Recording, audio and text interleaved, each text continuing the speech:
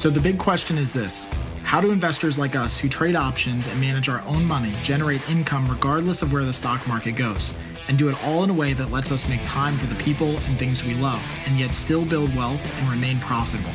That's the question, and this podcast will give you the answer. I'm your host, Kirk Duplessis, and you're listening to The Daily Call from Option Alpha.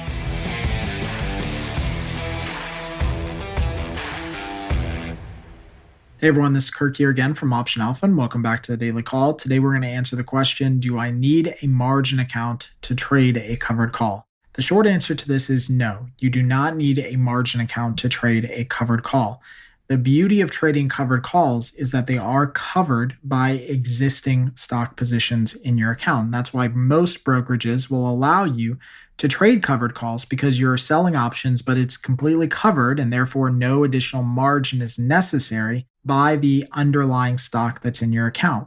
Now, I would highly suggest, however, that if you are serious about trading options and continuing to use options trading as a source of income, either now or in retirement, that you start to apply for margin accounts or start to open margin accounts that allow you to trade more complex strategies and tickers.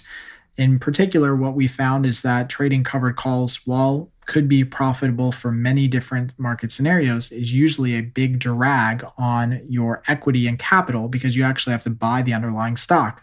There's more effective alternatives or synthetic covered calls, including short puts and the poor man's covered call, which is also tying in a leap option contract that's at a further out date that you can use. And those are mostly required to be traded in margin accounts. So again, yes, you can trade covered calls even if you don't have a margin account, but it's highly advisable that you get a margin account so that you can trade some more strategies that ultimately I think will improve the performance of your portfolio more so than trading just covered calls.